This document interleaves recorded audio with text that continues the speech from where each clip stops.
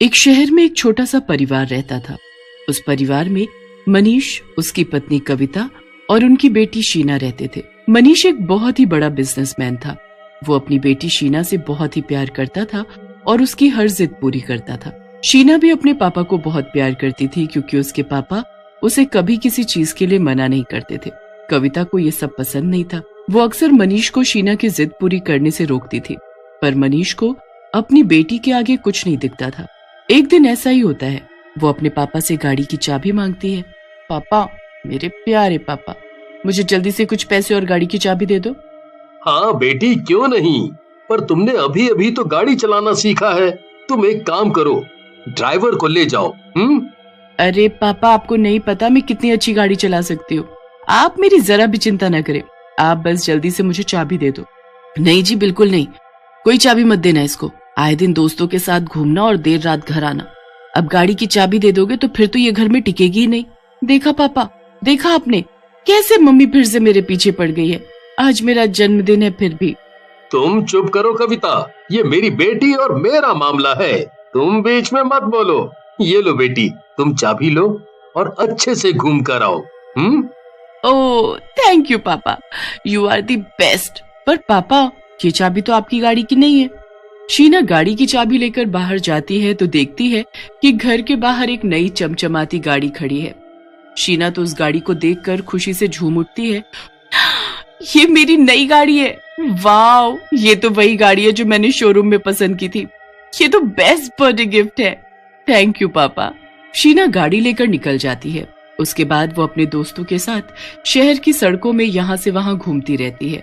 यार शीना, अब बहुत रात हो गई है, मुझे देर हो रही है, मुझे तो घर छोड़ दो। चलो ठीक है, मैं तुम दोनों को तुम्हारे घर छोड़ देती हूँ। शीना अपने दोस्तों को घर छोड़ देती है और उसके बाद अकेले ही अपनी नई गाड़ी में सड़कों पर घूमने लगती है।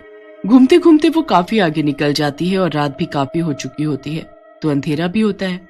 वो अपनी गाड़ी को खाली सड़क पर उल्टा सीधा चलाने लगती है, पर तभी सामने से एक ट्रक तेजी से आ जाता है। ट्रक वाला ट्रक रोकने की बहुत कोशिश करता है, पर शीना की गाड़ी बिल्कुल कुचल जाती है। वहां जल्दी से पुलिस आती है और शीना को हॉस्पिटल लेकर जाती है। वहां शीना के माँ बाप को भी बुलाया जाता है। सॉरी, पर हम आपकी बेटी को बचा नहीं पाए। नहीं नहीं, ऐसा नहीं हो सकता, हमारी बेटी नहीं मर सकती, वो हमें छोड़कर नहीं जा सकती। मनीष और कविता का रो रो कर बुरा हाल हो जाता है। वो बिना कुछ खाए पिए बस शीना की तस्वीर के आगे बैठे रहते हैं। वो शीना को बहुत याद करते हैं और उसे भुला ही नहीं पा रहे होते। मैंने बोला था ना कि मत दो इसे गाड़ी, पर आपने मेरी एक न सुनी और जाने कब नई गाड़ी उसे लाकर दे दी। मुझसे बहुत बड़ी गलती हो गई और इस गलती की सजा मैं जिंदगी भर भुगतूंगा। भुगतना तो अब हम दोनों को पड़ेगा। मनीष और कविता शीना के बारे में ही बातें करते रहते हैं। ऐसे ही दुख के साथ कुछ दिन निकल जाते हैं। फिर एक दिन एक पुलिस वाला शीना की गाड़ी लेकर घर आता है, जो बहुत ही बुरी हालत में होती है। ये आपकी गाड़ी है, हमने सब जांच पड़ताल कर ली है, इसलिए अब आप इसे रख सकते हैं। मैं क्या करूंगा इसका, पर हाँ, ये मेरी बेटी की आखिरी निशानी है, इसीलिए मैं इसे हमेशा उस गैराज में बंद रखूंगा। मनीष उस गाड़ी को गैराज में बंद कर देता है। पूरा दिन ऐसे ही निकल जाता है और रात को मनीष और कविता जब दोनों सो जाते हैं तो गैराज से अजीब सी आवाज आती है, जैसे किसी ने गाड़ी स्टार्ट की हो। फिर गैराज का दरवाजा अपने आप खुल जाता है। दरवाजा खुलने के बाद वो गाड़ी अपने आप गैराज के बाहर चलकर आ जाती है और गैराज के बाहर एक चुड़ैल खड़ी होती है। वो चुड़ैल उस गाड़ी में बैठती है और उसके बैठते ही गाड़ी पहले जैसी नई हो जाती है। उसके बाद वो चुड़ैल गाड़ी लेकर निकल पड़ती है। मेरी गाड़ी, मेरी प्यारी गाड़ी। चुड़ैल गाड़ी चला ही रही होती है कि पीछे एक दूसरी गाड़ी भी चल रही होती है। उसमें एक आदमी बार बार अपनी गाड़ी का हॉर्न बजाकर आगे वाली गाड़ी को हटने को कहता है। चुड़ैल को इस बात पर बड़ा गुस्सा आ जाता है कि उसे कौन हटने को बोल रहा है। अबे पागल औरत, ये क्या कर रही है? तू मुझे पागल बोल रहा है? चुड़ैल, अरे बाप रे, ये तो चुड़ैल है, बताओ रे, कोई मुझे बचाओ। वो आदमी अपनी गाड़ी वहीं छोड़कर अपनी जान बचाकर भाग जाता है, पर जाते जाते वो गाड़ी का नंबर नोट कर लेता है। कैसा मजा आया, भाग गया ना मुझसे डरकर, बड़ा आया था मेरी गाड़ी को हटाने वाला। पूरी रात वो चुड़ैल उस गाड़ी को लेकर सड़कों पर घूमती है और 4 बजने से पहले ही वापस उसे उसी गैराज में ले जाकर खड़ा कर देती है। सुबह होने पर मनीष के घर पुलिस आती है। वो आदमी भी साथ आता है जिसका पिछली रात चुड़ैल ने एक्सीडेंट किया होता है। क्या हुआ सर, आप यहाँ? इस आदमी ने कंप्लेंट की है तुम्हारी गाड़ी की और बोल रहा है उसमें एक चुड़ैल बैठी थी। चुड़ैल? ये कैसी बातें कर रहे हो आप? और मेरी गाड़ी जिसकी आप बात कर रहे हो, वो गाड़ी सड़क पर कैसे हो सकती है? उस गाड़ी की हालत तो स्टार्ट होने वाली भी नहीं है। मैं आपको अभी दिखाता हूँ। मनीष गैराज खोलकर पुलिस को उसकी गाड़ी की हालत दिखाता है। हे भगवान, यही गाड़ी तो थी, पर ये तो कितनी बुरी हालत में है। कल रात जब मैंने इसे देखा था तब तो ये बिल्कुल नई जैसी थी।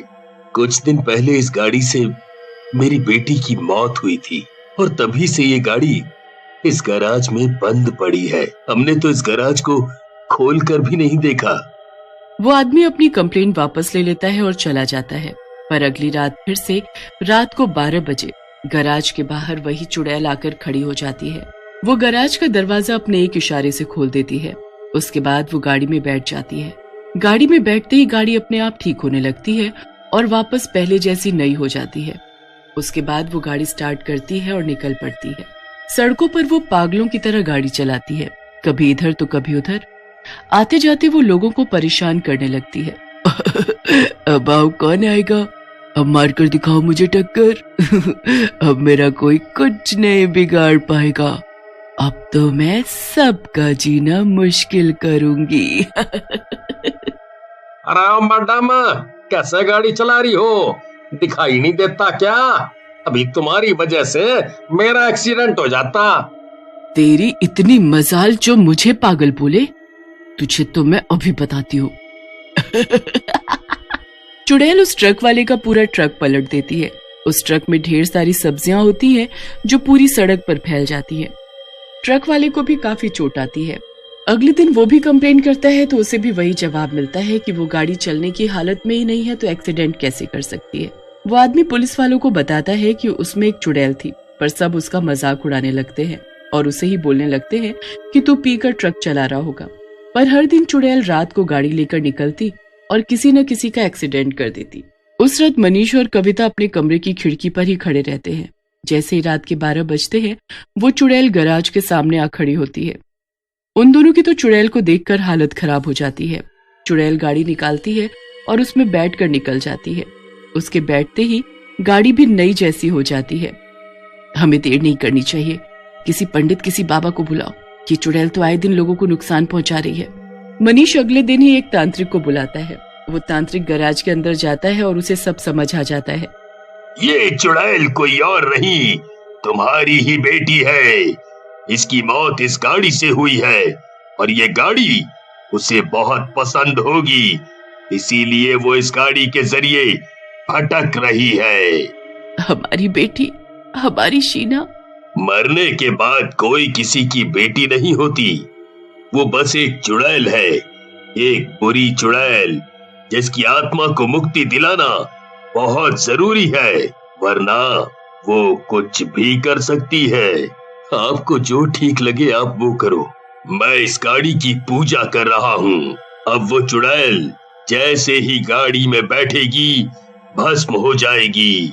ये गाड़ी और वो चुड़ैल दोनों उसी वक्त राख हो जाएंगे और तुम्हारी बेटी को मुक्ति मिल जाएगी। बस जो सही है आप वो करें। तांत्रिक उस गाड़ी की पूजा कर देते हैं। फिर रात को सब खिड़की से छुपकर चुड़ैल के आने का इंतजार करते हैं। जैसे ही 12 बजते हैं चुड़ैल गैराज से गाड़ी निकालती है और उसमें बैठ जाती है। उसके बैठते ही गाड़ी में एक धमाका होता है। चुड़ैल और गाड़ी दोनों राख हो जाते हैं। शीना की आत्मा को मुक्ति मिल जाती है। उसके बाद मनीष और कविता उस राख को नहर में बहा आते हैं।